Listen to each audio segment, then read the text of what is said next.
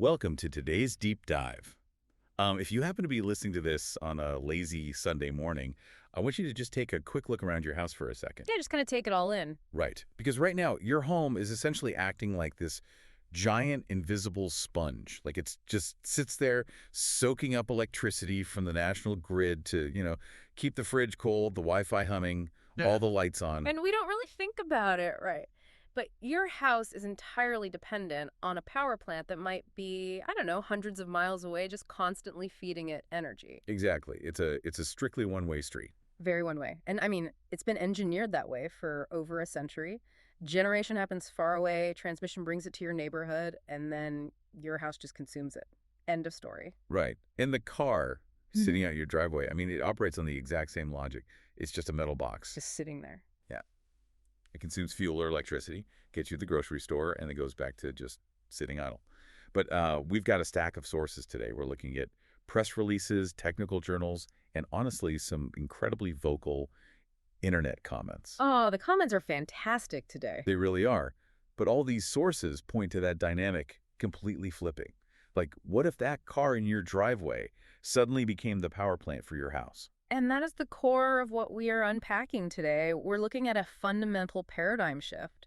The vehicle is transitioning from a passive consumer of energy to, well, an active income-generating participant in this global energy ecosystem. It's wild to think about. And since we're asking you to rethink how the very walls of your house are powered, I just want to quickly say how much we appreciate you dedicating a piece of your Sunday to figure this out with us. Absolutely. Whether you're walking the dog or, just having a second cup of coffee, we never take your time for granted. And we're going to make sure this deep dive is completely worth it. We definitely will, because the implications of what Nissan just announced with their new fully electric Juke, I mean, it goes far beyond just the automotive industry. Oh, for sure. In fact, as we look through these materials, the actual driving capabilities of the car are almost an afterthought. Which is funny, because if you look at the photos from Nissan's Vision event in Yokohama, Japan, where they, pulled the sheet off this third-generation electric Juke, the car does not look like an afterthought. No, it definitely makes a statement. It looks loud.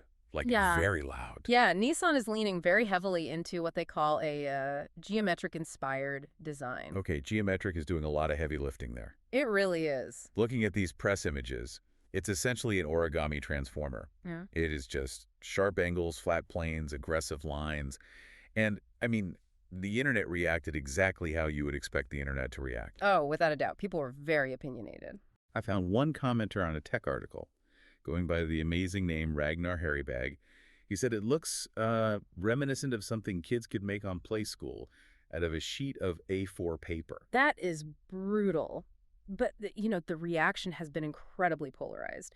And if you look at the broader electric vehicle market right now, aerodynamics basically dictate design. All right, because of battery range. Exactly. To maximize range, most EVs are shaped like these smooth, wind-cheating jelly beans. They all look remarkably similar, but Nissan is deliberately ignoring that trend here. Yeah, Clea Lyons, who handles their product and brand strategy, she actually addressed this in the press release. She said the Juke has always stood for bold design and a willingness to challenge convention. Like, they want the controversy. They absolutely do, because historically it works for them. I mean, the Juke launched back in 2010, and they've sold 1.5 million units in Europe by being this quirky, love-it-or-hate-it compact crossover. So the deliberate bet. Right. In a sea of indistinguishable electric jelly beans, having a polarizing design is just a calculated strategy to ensure the car gets noticed. Okay, so I get the marketing strategy. But I'm looking through this press packet from the Yokohama event, and I'm realizing something massive is missing. The specs. Yes. They show off this wild, aggressive design, but where's the technical data? Usually a car reveal is followed by a massive slide showing off horsepower, 0 to 60 times, battery range. They give us nothing. Yeah, they were remarkably tight-lipped about the actual performance. But while they didn't hand us the spec sheet, they did tell us where this new electric Juke is going to be built. Okay. And that detail alone allows industry analysts to kind of piece together exactly what's under the hood. Right. They confirmed it's going into production at the Sunderland plant in the UK. Exactly. And trial production is actually starting there in the coming weeks, ahead of a confirmed European launch in spring 2027. Now, the Sunderland plant is crucial. Why is that? Because it is already the manufacturing hub for the Nissan Leaf. Both the Leaf and this new Juke are built on something called the CMF EV platform. Okay, we see that term platform thrown around in automotive news all the time. But what does that actually mean when you're on the factory floor? So the best way to visualize a modern EV platform is to think of a motorized skateboard. A skateboard. Yeah, the skateboard contains the battery pack, the electric motors, the wheels, the suspension. It is a completely self-contained, drivable chassis. Oh, wow. So once an automaker spends the billions of dollars required to engineer that skateboard, they can simply snap different hats or car bodies on top of it. Gotcha. So the new Juke is essentially wearing an origami hat, but is riding on the exact same electric skateboard as the current Nissan Leaf. Precisely. Because they're sharing that underlying architecture at the same Sunderland facility, it makes perfect logistical and economic sense that the Juke will utilize the exact same battery supply chain. That makes sense. Yeah, so industry watchers are highly confident it'll just borrow the Leaf's existing 52 kilowatt hour and 75 kilowatt hour battery packs. Wait, if they're just recycling the battery architecture from the current Leaf for a car that doesn't even launch until spring 2027, isn't that going to be wildly outdated by the time it hits European roads? You would think so, yes. So why are they throwing a massive global vision event in Yokohama to hype up a car that's basically using recycled tech? That is the multi-billion-dollar question. And the answer is that the Juke itself is merely the delivery mechanism for a much larger technological breakthrough. Okay. The real announcement at the Vision event wasn't the car. It was vehicle-to-grid technology, or V2G. Ah, okay. This is where we get back to the idea of your house as a sponge. Exactly. If we look at how EVs work right now, they are energy sinks. You plug it into your garage wall, it pulls electricity from the grid to fill the battery, and it holds it there until you drive. It's static storage, just sitting there doing nothing. Right, but V2G turns that vehicle into a bi-directional power bank. It means electricity can flow into the car, but it can also flow out of the car, back into your home, or entirely back out to the national grid. Okay, let's ground this in a real-world Sunday scenario. Yeah. How does this actually benefit the person listening to us right now?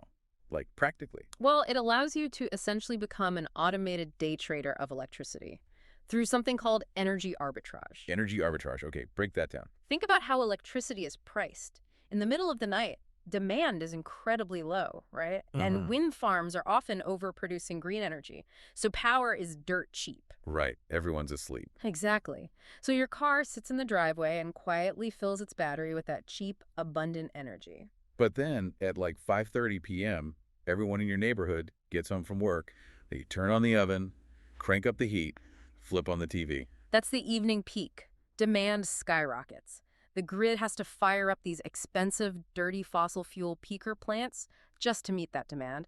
Electricity prices spike. Okay, I see where this is going. Under the V2G model, your car realizes the price is high. It stops charging, reverses the flow, and powers your house through the evening peak. Oh, It can even sell whatever excess energy it has stored back to the grid at that really high premium. so you are literally buying electricity for pennies at 2 a.m. and selling it back to the utility company for top dollar at 6 p.m., all without lifting a finger while the car just sits in your driveway. Exactly. And the numbers provided in the Nissan sources are staggering. By utilizing this energy arbitrage, the data shows a consumer can cut the annual cost of powering an electric vehicle by 50%. Wait, 50%. You're halving the cost of your commute just by changing when the electrons move. Yes. And beyond the personal financial savings, there's a massive environmental benefit. The same trial data showed a 30% reduction in net CO2 emissions from charging for the average UK household. Just because you're avoiding that dirty peak energy. Exactly. You store clean, off-peak renewable energy and use it to offset the dirty peak-hour grid energy. Now, you mentioned trial data. This isn't just some white paper concept anymore, right? Nissan actually achieved a regulatory milestone here. They really did.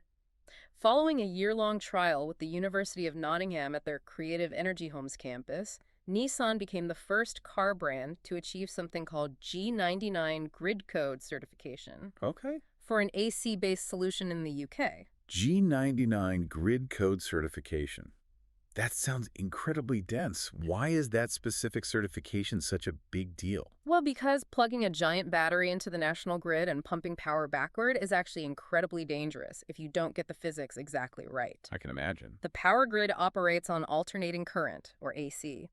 In the UK, that current pulses at exactly 50 hertz. It's a very specific wave of energy. Okay. If your car pushes power back into the grid and its wave doesn't perfectly match the grid's 50 hertz wave, the two waves clash. It's like pushing someone on a swing at the exact wrong moment. Yeah. You stop their momentum and cause a huge crash. That's a perfect analogy. Out-of-phase power can destroy sensitive electronics and destabilize the local grid. There's also a massive safety issue called islanding. Islanding? What's that? Say a tree falls on a power line down the street and knocks out the neighborhood's power. Utility workers have to go fix that line. They expect the line to be dead. Oh, no. Right. If your car is sitting in your driveway, happily pumping 240 volts of electricity backward into the supposedly dead grid, you could electrocute the repair crew. So the G99 certification is basically the government verifying that Nissan software can flawlessly match the grid's heartbeat and instantly shut off the reverse flow the millisecond the grid goes down. Yes, it is the regulatory green light that moves this from a dangerous science experiment to an actual consumer-ready product. Okay, so the math makes total sense, and the safety regulators are officially on board. But I have to look at the practical application here. If day trading electricity from my driveway can cut my fuel bill in half and stabilize the power grid, why isn't this standard on every EV today? There has to be a catch with the hardware. You're right. The barrier to entry has historically been the sheer cost and complexity of the charger you have to bolt to your garage wall. Okay, tell me why. Well, batteries store power as direct current, or DC. But your house and the national grid run on alternating current, AC. So something has to translate that power back and forth. Right. And until now, bidirectional chargers relied on the wall unit to do that heavy lifting. Ah, The wall box had to take the AC from the grid, convert it to DC for the battery, and then, crucially, take DC from the battery and convert it back to perfectly synced AC for the house. That requires massive, heavy, incredibly expensive hardware. like how expensive are we talking? A DC bidirectional wall charger can cost thousands and thousands of dollars to buy and install. It basically wipes out the financial savings of the energy arbitrage. Right, because you're basically installing a commercial electrical substation in your garage. So how does Nissan's specific announcement solve this? You mentioned earlier they got certified for an AC-based solution. And that is the massive breakthrough. Nissan put all of that complex inversion technology inside the car itself. Wait, really? Yes. The Juke's onboard charger handles the conversion. The car takes in standard AC power, converts it to DC internally to store it, and then translates it back to perfectly synced AC before it ever even leaves the vehicle. Oh, wow. So the box in your wall doesn't have to be a smart translator anymore. Not at all. It just acts as a gatekeeper, just passing standard AC power back and forth. Exactly. Because the heavy lifting is done by the car's internal hardware, the wall box you install at your house becomes drastically simpler. And Nissan explicitly stated in the sources that they aim to offer this AC bidirectional home charger at a price comparable to a standard monodirectional charger today. That completely changes the consumer math. If the two-way charger costs the same to install as the old one-way charger, the barrier to entry just vanishes. Right. Everyone is going to opt for the one that makes them money. That is the whole goal, democratizing the technology. But, a car manufacturer can't execute a national grid integration all alone. Nissan has assembled a consortium of partners to make this work. Okay, who's involved? It's heavily supported by the UK government's Advanced Propulsion Centre. Ian Constance, who's the APC chief executive, he pointed out that decarbonization requires a system-level approach. You need hardware, software, and grid management all talking to each other perfectly. Okay, so let's map out that ecosystem for the driver. You pull into your driveway in 2027 with your geometric Juke, and you plug it in. What are you actually plugging into? You are interacting with a wallbox hub built by a company called Innovates. They're a Belgian mobility tech company, and they are providing the physical electric vehicle supply equipment. Gotcha. Bart Vurry, the CEO of Innovates, highlighted that this hardware is the crucial physical bridge to resolving energy grid congestion. So Innovates handles the physical copper and plastic. But who handles the day trading algorithm? Like, who is telling the car when the electricity is cheap and when it's super expensive? That is handled by a company called Drive. They're a joint venture between EDF, which is one of the world's largest utility companies, and NUVVE, who are a pioneer in V2G tech. Drive provides the cloud software and all the intelligence. And Drive is what the car owner will actually see, right? Like, they'll have an app on their phone. Correct. The Drive software creates a customer profile based on your driving habits. It constantly analyzes the data from the Innovate's wall box, monitors real-time wholesale energy prices on the national grid, and then it automatically sets the optimal charging and discharging schedule. That's brilliant. So I, the user, just tell the app, hey, I need my car to be at 80% battery by 7 a.m. tomorrow. Yep. And the Trees algorithm figures out how to buy low, sell high, and power your house in the meantime while guaranteeing you still have the range you need for your morning commute. It's totally seamless. Eric Mevalek, the CEO of Dreve, said this setup provides huge storage capabilities for the electrical system while simultaneously reducing the electricity bill for customers. It really is a system where the utility company wins by avoiding grid blackouts and the consumer wins by lowering their bills. It forces us to completely reevaluate the economics of car ownership. Hughes de Marchelier, Nissan's vice president of global electrification ecosystem, summarized it perfectly in the press release. What do you say? He said, "We have to stop viewing the car as just a means of getting from A to B. It is a mobile energy storage unit capable of saving people money, supporting the transition away from fossil fuels, and bringing us closer to a carbon-free future." He actually takes it a step further in the sources. He points out that this gives people the ability to leverage the car as a source of income over its life cycle, which is huge. Usually a car is the second most expensive thing you buy next to your house, and it instantly starts depreciating the second you drive it off the lot. Absolutely. It just costs you insurance, maintenance, fuel. Right. But under the V2G model, it is an active financial asset. Guillaume Cartier, the chairperson of Nissan AMA-EO, echoed this exact sentiment when he talked about the broader European master plan. Nissan isn't just launching the Juke. They have the electric Micra, the Aria crossover, the Townstar commercial van. That's a lot of batteries. They're building a massive fleet of grid-tied batteries.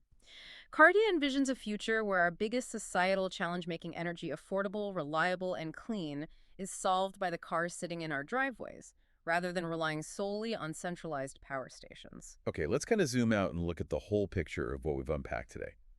We started with what looked like a purely aesthetic automotive story, right?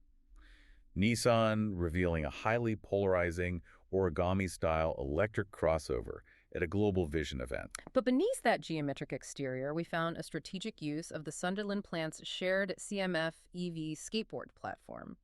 They're utilizing the revolutionary AC-based V2G system. By moving the heavy, expensive conversion hardware into the car itself and partnering with companies like Innovates and Dreve, they're completely democratizing bi-directional charging. Yeah. They've achieved the G99 certification to prove it safely syncs with the grid, allowing everyday drivers the day trade energy, cut their charging bills by 50%, and actively prevent grid blackouts. It is a massive leap forward for decentralized infrastructure.